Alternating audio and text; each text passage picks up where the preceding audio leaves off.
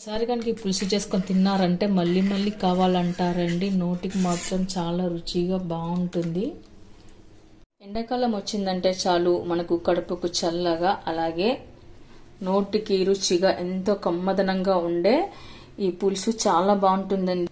ఒక్క ఎండాకాలంలోనే కాకుండా మనకు ఇంట్లో కర్రీస్ ఏవి పప్పులు ఏవి లేనప్పుడు కూడా మనం ఇలాంటివి పులుసు లాంటివి చేసుకొని తిన్నట్లయితే చాలా అద్భుతమైన రుచి, చాలా బాగుంటుంది. మరైతే నేను ఈ పులుసులో ఏమేమి వేసాను, ఎలా చేశాను అనేది వీడియో ఎక్కడ స్కిప్ చేయకుండా చివరి వరకు అయితే చూడండి. హలో అండి, వెల్కమ్ టు మంచి మనప కిచెన్. ఇవాళ మనము ఉల్లిపాయ పులుసు చేసుకుందాము. ఉల్లిపాయ పులుసు చేసుకోవడానికి ముందుగా నేను ఇక్కడైతే చింతపండు నానేసి పెట్టుకున్నానండి. ఆ తర్వాత కట్ చేసి పెట్టుకున్న టమాటాలు, మనం ముందుగానే నానేసి పెట్టుకున్న కందిపప్పు, తర్వాత కట్ చేసి పెట్టుకున్న ఆనియన్ ముక్కలు ఇలా పెద్ద సైజుగా కట్ చేసుకొని పెట్టుకోవాలి. ఆ తర్వాత 1/2 కప్పు జొన్న పిండి తీసుకోవాలి. ఆ తర్వాత మనం జొన్న పిండిలోకి కొద్దిగా వాటర్ వేసుకోవాలి. వాటర్ వేసుకొని పిండిని ఒకసారి పలుచగా కలుపుకొని పెట్టుకోవాలి. నేను ఇక్కడ 1/2 కప్పు వరకు అంటే 1 టేబుల్ స్పూన్ వరకు అయితే జొన్న పిండి తీసుకున్నానండి. మీ దగ్గర జొన్న పిండి లేకపోతే బియ్యం పిండి అయినా వేసుకోవచ్చు. ఇప్పుడు మనం ఆనియన్ పులుసు చేసుకోవాలంటే, ఉల్లిపాయ పులుసు చేసుకోవాలంటే జొన్న పిండి ఉంటే చాలా టేస్ట్గా బాగుంటుందండి. ఇలా దోశ పిండి లాగా పలుచగా కలుపుకొని పెట్టుకోవాలి. మీ దగ్గర జొన్న పిండి లేకపోతే బియ్యం పిండి అయినా సరే. ఇప్పుడు దీన్ని కాసేపు నాననివ్వాలి, పక్కన పెట్టుకోవాలి. ఆ తర్వాత మనం పులుసు చేసుకోవడానికి ఇలా కడాయి అయితే పెట్టుకోవాలండి. అందులో 2 టేబుల్ స్పూన్ ఆయిల్ వేసుకోవాలి. తర్వాత ఆవాలు, జీలకర్ర, మినపగుళ్ళు వేసుకోవాలి. అవి చిట్టపట్టమన్న తర్వాత మనం కట్ చేసి పెట్టుకున్న ఉల్లిపాయ ముక్కలు వేసుకోవాలి. మనం పులుసు చేసుకోవడానికి ఉల్లిపాయ ఎక్కువ ఉంటేనే బాగుంటుందండి. ఆ తర్వాత కట్ చేసి కరివేపాకు వేసుకోవాలి. కరివేపాకు ఇలా రెమ్మలతో సహా ఉంటే వేసుకోండి, ఇంకా టేస్ట్ కూడా బాగుంటుంది. ఆ కరివేపాకు రెమ్మల నుంచి మనకు పులుసు మసలే కొద్దీ టేస్ట్ బాగా వస్తుంది, ఫ్లేవర్ ఇస్తుంది. ఆ తర్వాత మనం కచ్చాపచ్చ దంచి పెట్టుకున్న 2 వెల్లుల్లి రెబ్బలు, పసుపు, ఆ తర్వాత మనం ఇందాక నానేసి పెట్టుకున్న కందిపప్పు వేసుకోవాలి.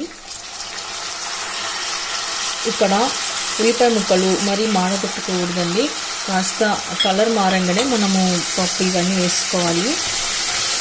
మనం ఆనియన్ పులుసు చేసేటప్పుడు ఉల్లిపాయ ముక్కలు మాడిపోతే టేస్ట్ బాగోదండి. కాబట్టి మనం అది కొద్దిగా ఆయిల్లో ఉడికినప్పుడే మనం ఇవన్నీ వేసుకొని చేసుకోవాలి.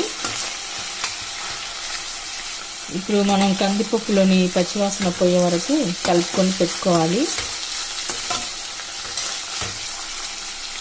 ఆ తర్వాత మనం కట్ చేసి పెట్టుకున్న టమాటా ముక్కలు కూడా వేసుకోవాలి. ఎండాకాలం వచ్చిందంటే మా ఇంట్లో మా అమ్మ ఎక్కువగా చేసేదండి ఈ పులుసు. నాకు చాలా ఇష్టమయ్యేది అనమాట.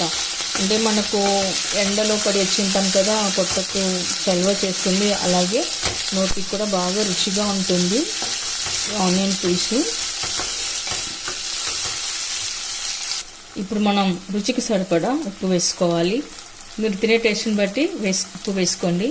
ఉప్పు వేసి ఒకసారి కలిపి పెట్టుకున్న తర్వాత మనం తినే టేస్ట్ని బట్టి కారం వేసుకోవాలి. తర్వాత కొద్దిగా ధనియా పౌడర్. ఇప్పుడు ఒకసారి కలుపుకొని పెట్టుకోవాలి. ఆ తర్వాత వాటర్ వేసుకోవాలి.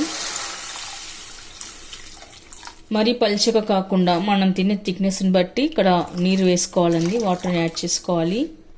ఆ తర్వాత ఇక్కడ మనం తినే పులుపుని బట్టి చింతపండు జ్యూస్ను యాడ్ చేసుకోవాలి.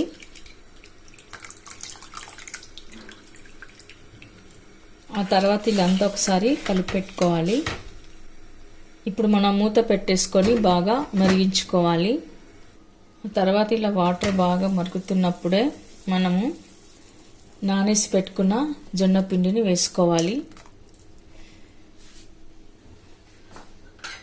వేసాక ఒకసారి బాగా కలుపుకొని పెట్టుకోవాలి. ఇప్పుడు పిండి వేసాం కాబట్టి ఇది కూడా కాస్త ఉడికించుకోవాలి. అప్పుడే పులుసు మనకు చిక్కదనం వస్తుంది. అంతే అండి, చాలా సింపుల్. నాకైతే 10 నిమిషాల లోపల అయిపోయింది. జస్ట్ మనం అప్పటికప్పుడు ఇలా ఇంట్లో ఏ కర్రీస్, కూరలు, పప్పుచాలు ఏవి లేనప్పుడు ఇలా మనం జస్ట్ 10 నిమిషాల లోపే ఇది చేసేసుకోవచ్చు. రుచి మాత్రం చాలా అంటే చాలా బాగుంటుందండి. ఆ తర్వాత మనం స్టవ్ ఆఫ్ చేసేసుకొని పైన కొత్తిమీర వేసుకోవాలి. ఇప్పుడు సర్వింగ్ బౌల్లోకి తీసుకుందాము. ఓకే అండి, చూసారుగా గుమగుమలాడే ఆనియన్ పులుసు చాలా టేస్ట్గా బాగుంటుందండి. ఈ ఉల్లిపాయ పులుసు అనేది మనం అప్పటికప్పుడు జస్ట్ 10 minutesలోనే చేసేసుకోవచ్చు. మరి మీరు కూడా ఒకసారి ట్రై చేయండి. మీకు ఎలా కుదిరిందో కామెంట్స్లో పెట్టండి. లైక్ చేయండి, షేర్ చేయండి. తప్పకుండా మన ఛానల్ని సబ్స్క్రైబ్ చేయండి. Thank you for watching.